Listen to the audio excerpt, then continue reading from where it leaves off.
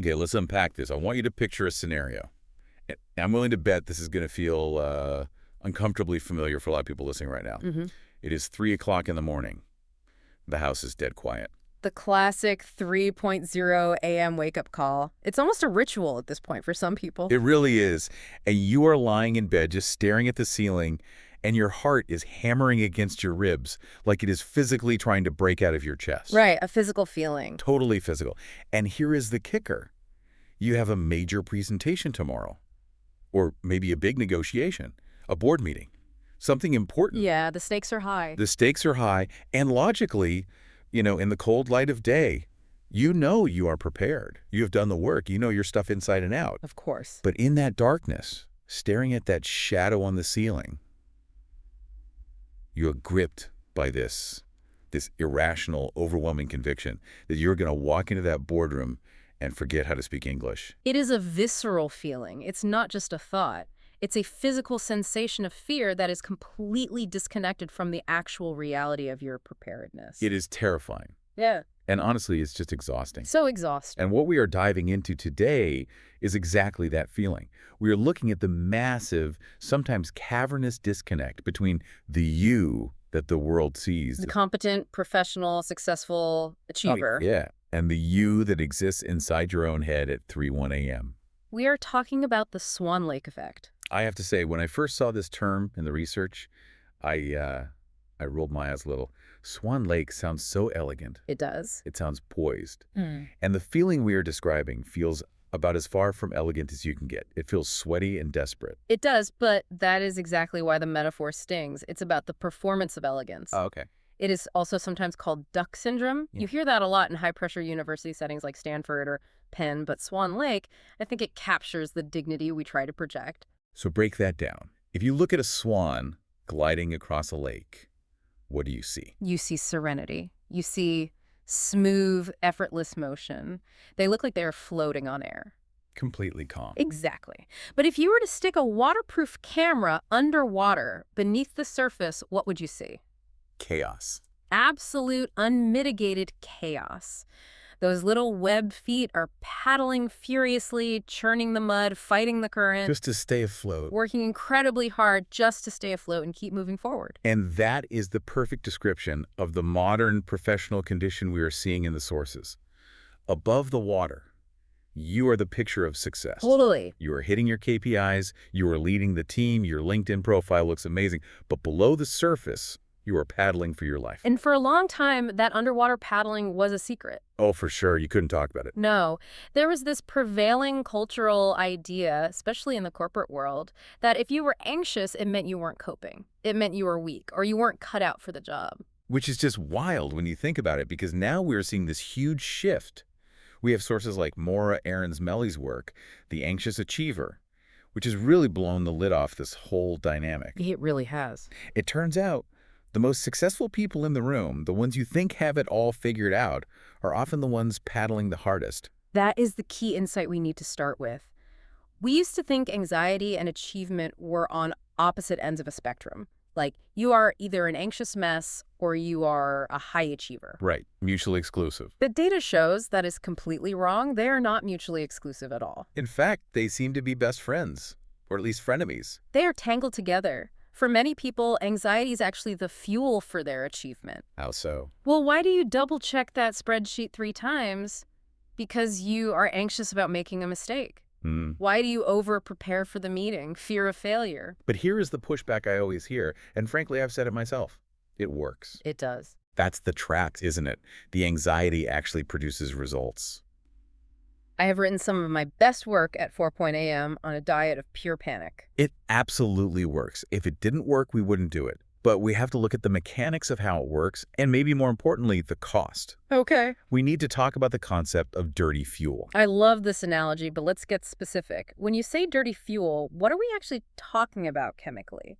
In the body. Think of your energy and motivation like an engine. You can run that engine on clean fuel. Okay. Neurochemically, that is closer to a dopamine-driven state. That is curiosity, passion, the desire to build something, the I get to do this mindset. Okay, so that's the renewable energy source. The solar power. Right. But you can also run the engine on dirty fuel. This is the stress response system. Static. This is cortisol and adrenaline. It is the I have to do this or I will die mindset. And here is the nuance that trips high achievers up. Dirty fuel is incredibly high octane. It gives you a boost, a jolt. It gives you a massive immediate spike in alertness and focus. It is like injecting nitrous oxide into your car engine. Right. You will go faster than everyone else for a quarter mile. That's always a but. But like any dirty fuel, it gums up the engine. Cortisol is corrosive.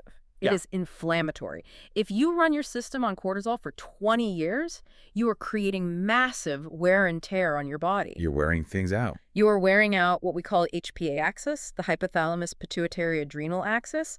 It's not designed for chronic use. So you might win the race, but your car effectively explodes at the finish line.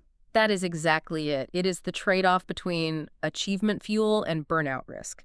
If you are constantly running on the adrenaline of, I can't mess this up, you are depleting your reserves. The needle on the battery moves into the red, and eventually the system fails. That isn't a weakness of character, it's just physics. And I think that is where so many of our listeners are right now.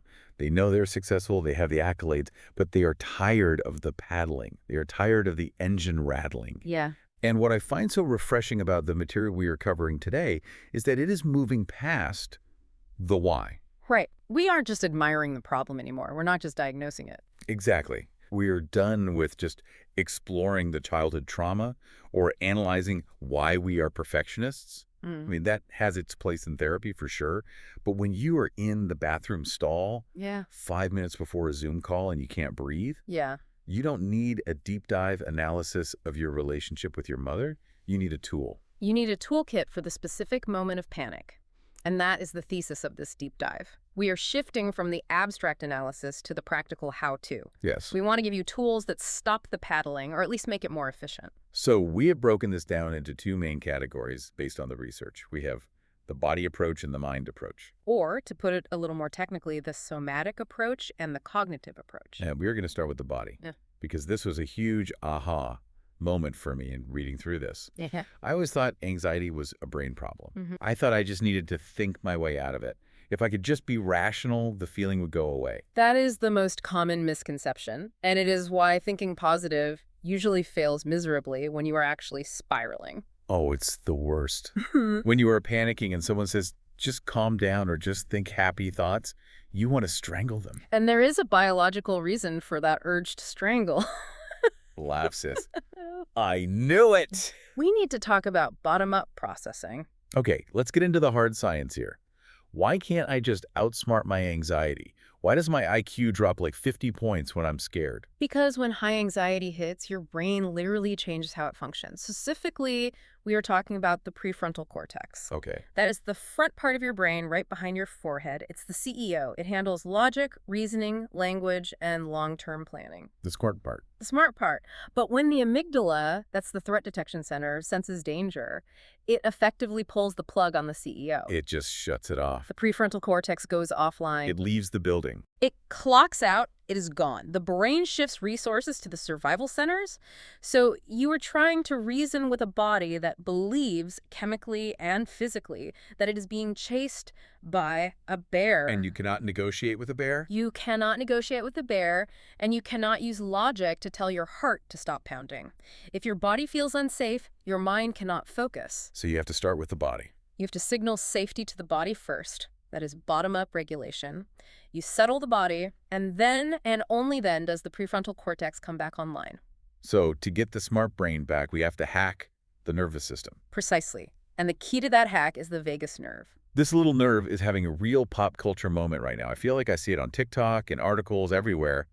But what is it really? It deserves the hype. The vagus nerve is essentially the superhighway of information between your brain and your major organs. A superhighway, I like that. It runs from your brainstem down to your heart, your lungs, and your gut. It is the control cable for your parasympathetic nervous system. Okay, let's do a quick refresher on the systems here. We have the gas and the brake. Right. Your autonomic nervous system has two main modes. You have the sympathetic nervous system, that is the gas pedal. That is fight or flight. The lightning bolt. It's the lightning bolt. When you see that 3:00 a.m. shadow or that email from your boss, your foot mashes that gas pedal to the floor. Adrenaline, heart rate up, pupils dilated, ready for action. Exactly. Then you have the parasympathetic nervous system. That is the rest and digest mode. The brake pedal. That is the brake pedal. It's the wave. It slows the heart rate, relaxes the muscles, and allows for recovery. And the problem for the anxious achiever is that they're driving with the gas pedal floored constantly. Correct. They are redlining the engine. So the somatic tools we are looking at are simply ways to manually pump the brake pedal. Oh, wow. We are trying to stimulate the vagus nerve to tell the brain, hey, we are safe, you can stop running. And the most direct access to that brake pedal is our breath. It sounds so cliche. Just breathe. I know. But the physics of it are undeniable. The way you breathe directly communicates with your heart rate variability. It's a direct line. Let's look at the first tool in our stack then. This one comes up constantly with elite performers, Navy SEALs, first responders, high-level corporate executives. It's called box breathing. Box breathing is all about structure and regulation. When you are anxious, your breathing becomes shallow and erratic. Yeah, you feel like you can't get a full breath. Right. Box breathing forces a rhythm. It is called box because it has 4 equal sides. I think we should actually walk through this, because reading about it is one thing, but feeling the pacing is another. Good idea. It's deceptively simple, but when you're panicked, 4 seconds feels like an eternity. It does. Let's do a simulation. The pattern is inhale for 4 counts, hold for 4 counts, exhale for 4 counts, and hold empty for 4 counts. Okay, so if you are listening, unless you were driving or, underwater, maybe try this with us. Right. Relax your shoulders. Here we go. Let's do it. Inhale. 2, 3, 4. Hold that breath. 2, 3, 4. Okay. Exhale. 2, 3, 4. Slowly. Hold empty. 2, 3, 4. It's that hold empty part that always gets me. It feels weirdly still. That is the point where the regulation happens. It forces your CO2 levels to stabilize. Yeah. If you do that 3 or 4 times, you will physically feel your shoulders drop away from your ears. It's like a manual override for the stress response. Exactly. It signals to the body. If we were actually being chased by a bear, we wouldn't be breathing this slowly. Right. Therefore, there is no bear. Therefore, we can calm down. But, and here's where it gets really interesting for me. Sometimes box breathing is too hard. Yes, absolutely. I have had moments where I am so anxious, so wound up, that the idea of holding my breath makes me feel like I'm going to suffocate. It actually makes the panic worse. That is very common. If you are in a state of hyperventilation or extreme acute anxiety, asking you to hold your breath is like asking you to hold a weight when your arms are already shaking. It's too much. But what do we do then, if the box is too much? Then we turn to the physiological sigh.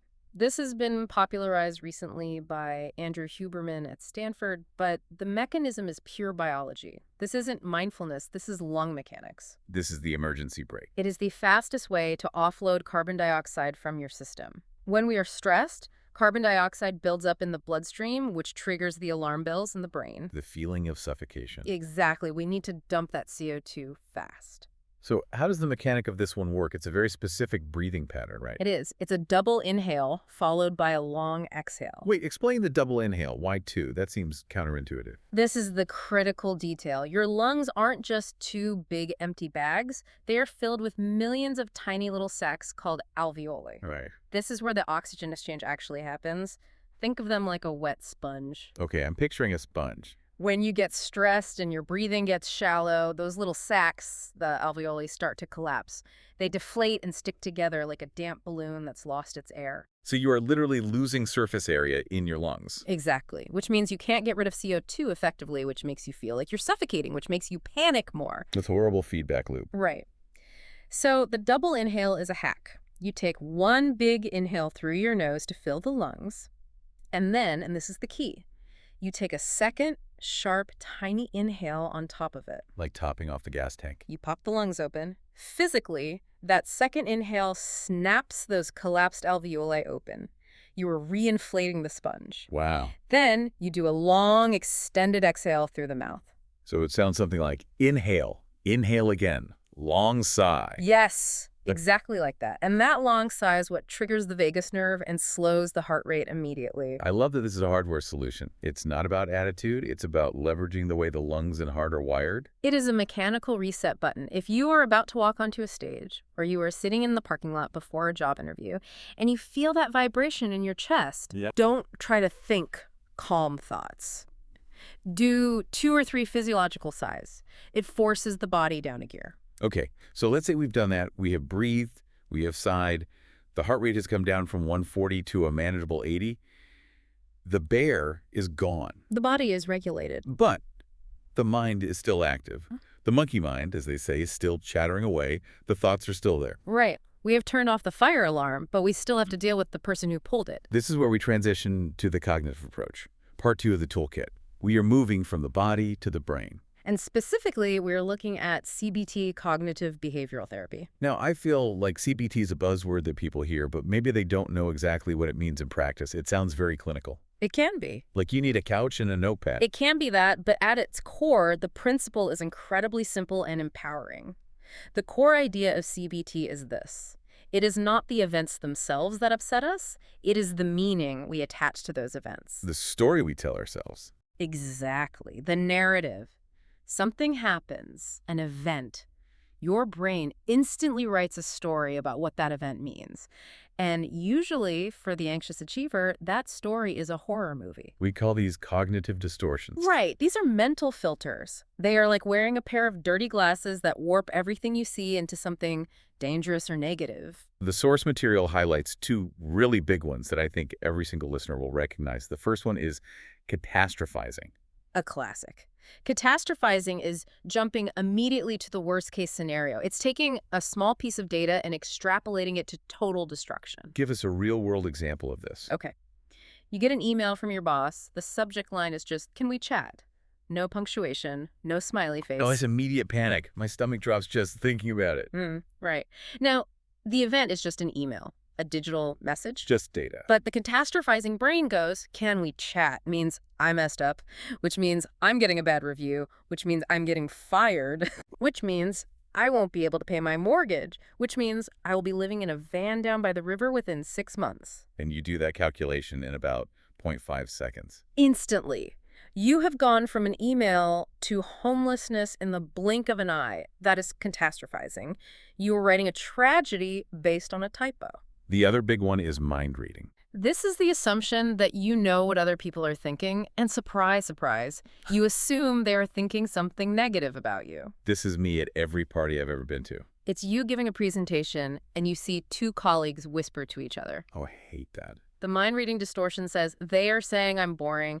They are saying I don't know my numbers. They think I'm incompetent because I stumbled on that last slide. And in reality, they might be saying, I wonder if there are bagels left in the break room. Or did I leave the stove on? You have absolutely no idea. But the anxiety fills in the blank with your worst fear.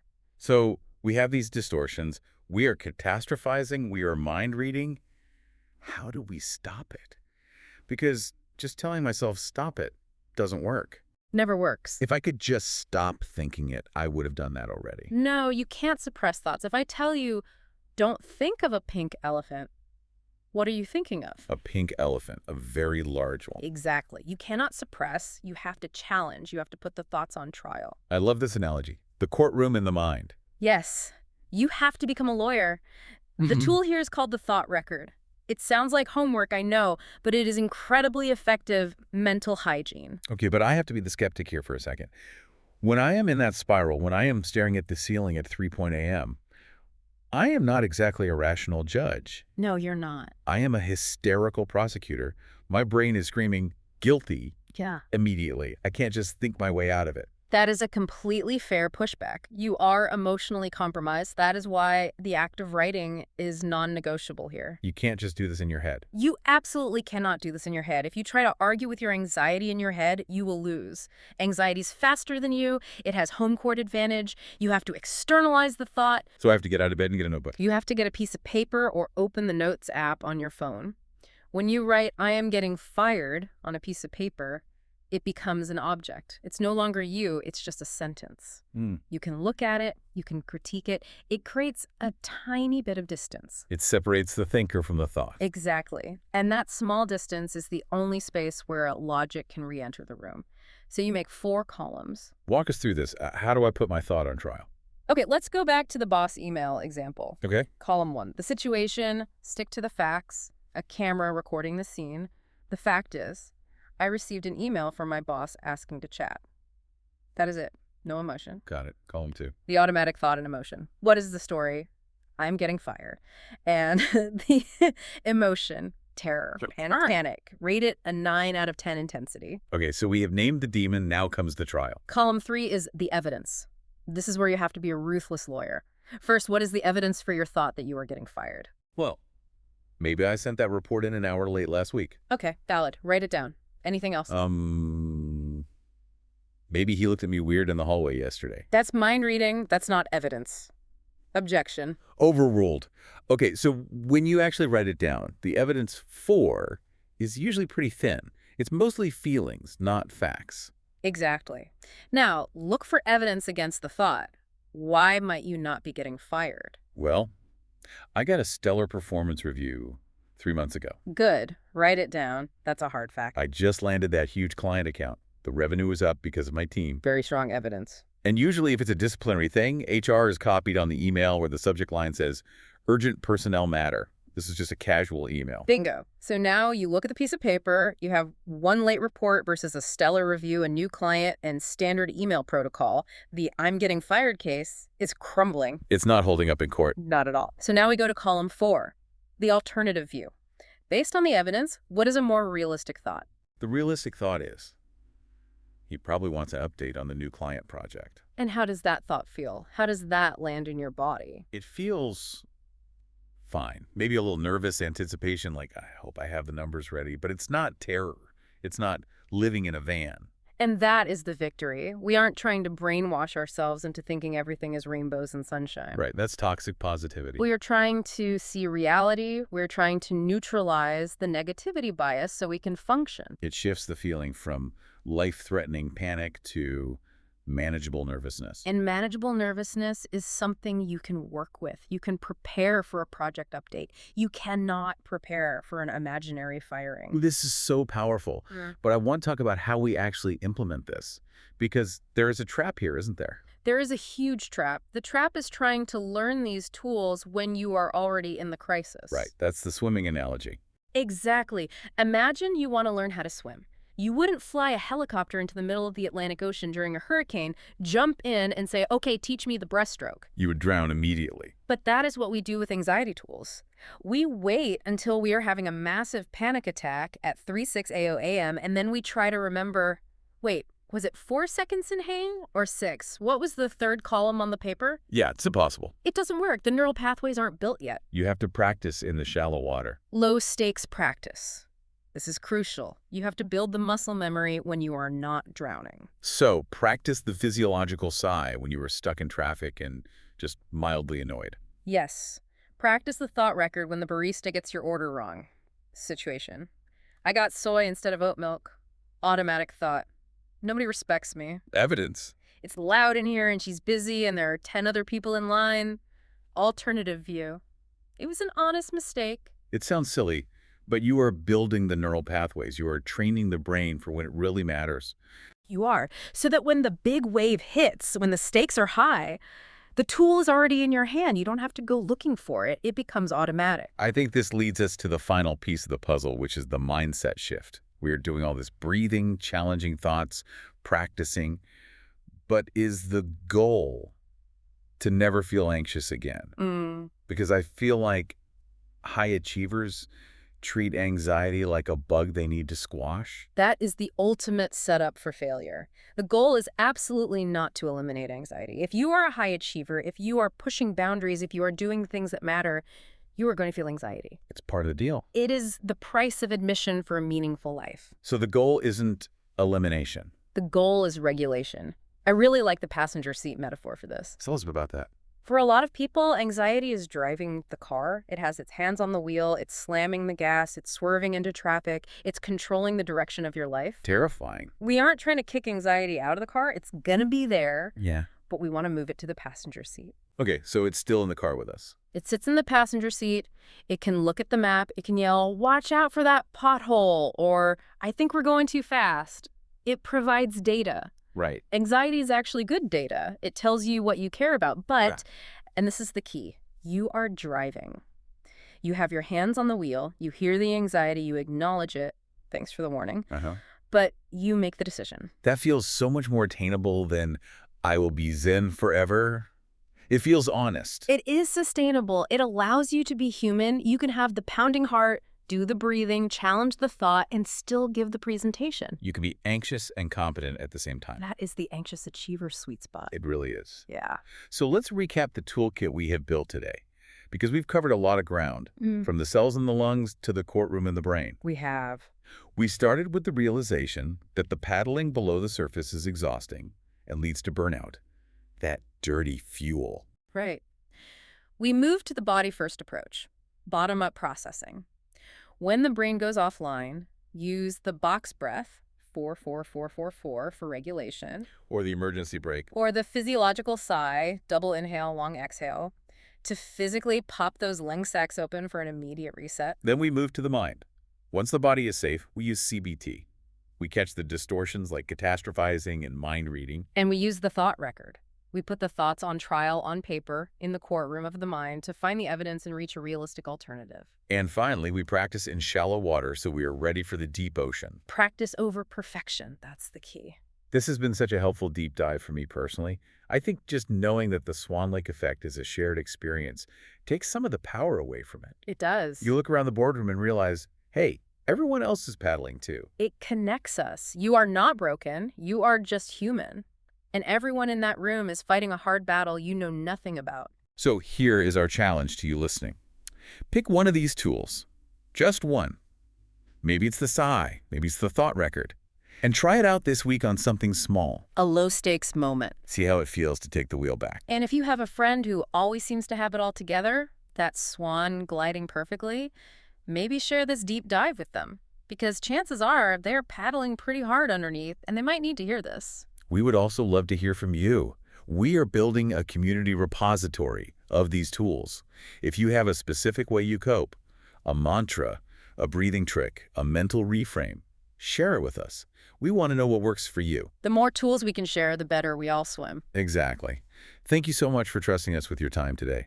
Be kind to yourselves, keep practicing, and remember, you can handle the paddling. Take care, everyone. We'll see you in the next deep dive.